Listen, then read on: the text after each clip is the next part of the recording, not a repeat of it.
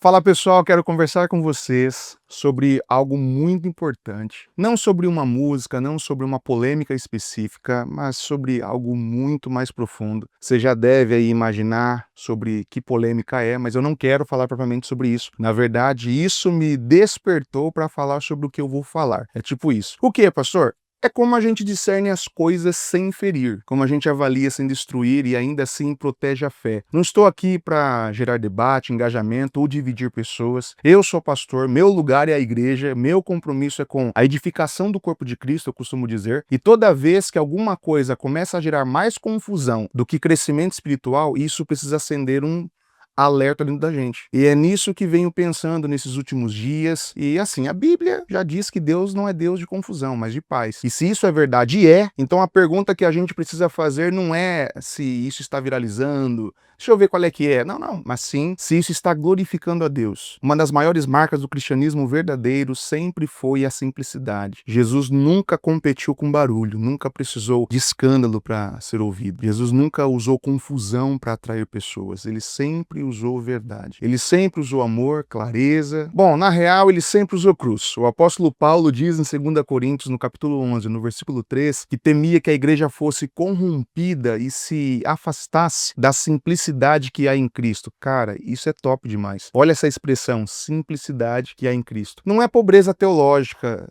é profundidade sem ruído, entende? Não é superficialidade, gente, é centralidade. Nem rigidez, é clareza. Tudo que fazemos na igreja, música, pregação, culto, comunicação, tem um único propósito: glorificar a Deus e formar Cristo nas pessoas. Quando algo começa a gerar mais debate do que edificação, mais ruído do que transformação, até mesmo mais divisão do que arrependimento, eu particularmente já me pergunto, isso está me aproximando de Jesus ou apenas me distraindo? A gente tem que se perguntar, meu irmão, e aqui entra um ponto essencial. O que, pastor? Discernir é uma coisa, avaliar práticas é outra. E isso não é julgar pessoas, a Bíblia nos chama o tempo todo ao discernimento. Prova, pastor, é só ler Hebreus capítulo 5, lá no versículo 14. O que diz lá? Que os maduros são aqueles que, pelo exercício, têm os sentidos espirituais treinados para discernir bem e o mal. Ou seja, discernimento não é opcional, é parte da maturidade cristã. Mas discernir não é atacar, não é humilhar, não é cancelar, não é expor, é proteger, é cuidar, é preservar a fé da igreja, cara. Lembra de João 7, lá no versículo 24?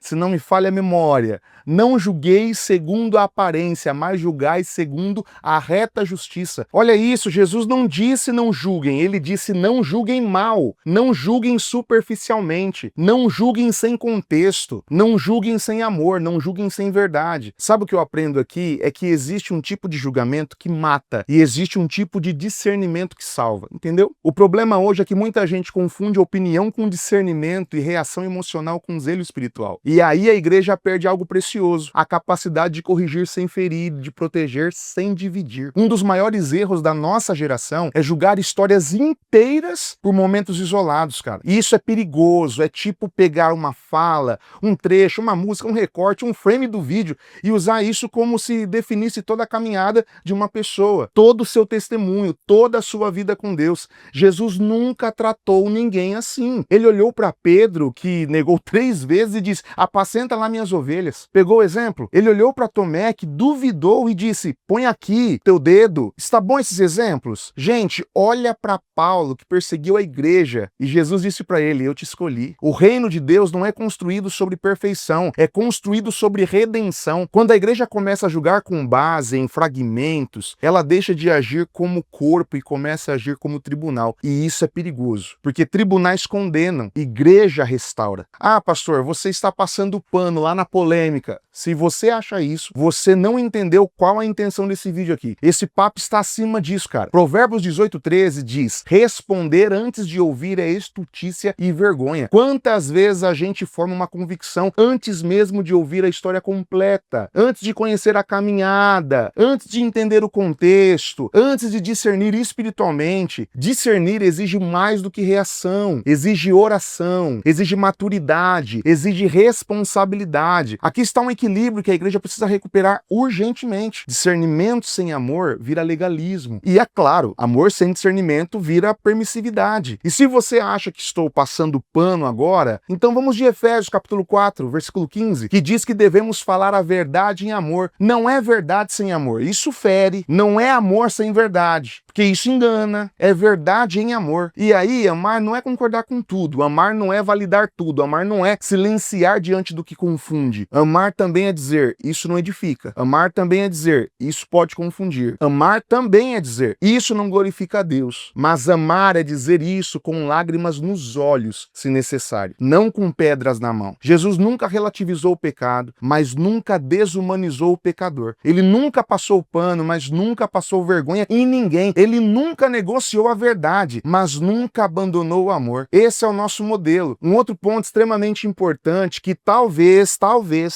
muitos já tenham esquecido é a importância de ouvir a voz do pastor da sua igreja. Deus estabeleceu pastores não como celebridades espirituais, mas como cuidadores de almas. A Bíblia diz que nós, pastores, velamos pelas almas de vocês, como quem dará contas. Isso significa que nem toda tendência da internet é saudável para toda igreja. Nem tudo que funciona em um contexto serve para outro. A verdade é que nem tudo que viraliza edifica. Quando a gente ignora a liderança espiritual que está sobre a nossa vida, digo isso pois eu sou pastor, mas também tenho meu pastor. Pois bem, quando a gente ignora, deixa de lado essa voz, a gente começa a se orientar apenas por vozes externas. O que acontece? Confusão, divisão, rupturas desnecessárias, enfraquecimento da comunhão. A igreja está no feed, mas não é um feed. A igreja não é um palco, a igreja é um corpo. E corpos não sobrevivem sem alinhamento, sem cobertura, sem unidade. C.S. Lewis disse algo que sempre me confronta profundamente. Ele escreveu, abre aspas, a verdadeira humildade não é pensar menos de si mesmo, mas pensar menos em si mesmo. E isso se aplica muito ao discernimento espiritual. Quando eu penso menos em mim, na minha opinião,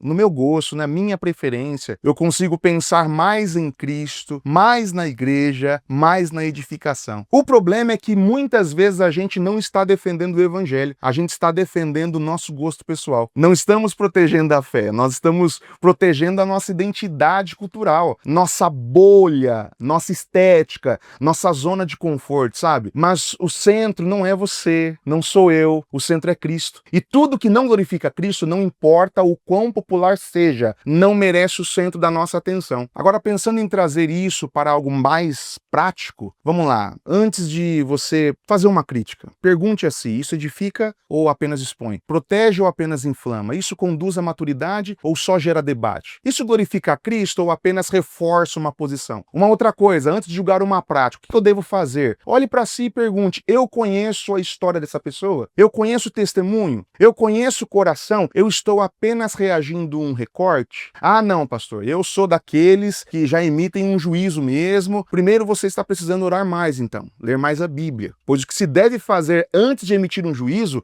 é se perguntar, eu orei sobre isso? Eu falei com minha liderança? Busquei sabedoria nas Escrituras? Ou apenas segui a emoção do momento? Jesus nos chama a julgar com reta justiça. Isso exige três coisas, verdade, amor e responsabilidade. Sem verdade vira relativismo. Sem amor vira violência espiritual. E sem responsabilidade, vira imprudência. A maturidade cristã é quando eu consigo dizer, isso não edifica, sem precisar de deixar de amar quem faz. É dizer, isso não convém, mas sem desonrar quem pensa diferente. É ser claro em falar, isso não glorifica a Deus, mas sem perder o Espírito de Cristo. Pois bem, nem tudo que viraliza vem de Deus, nem tudo que emociona edifica, e nem tudo que é tendência é saudável.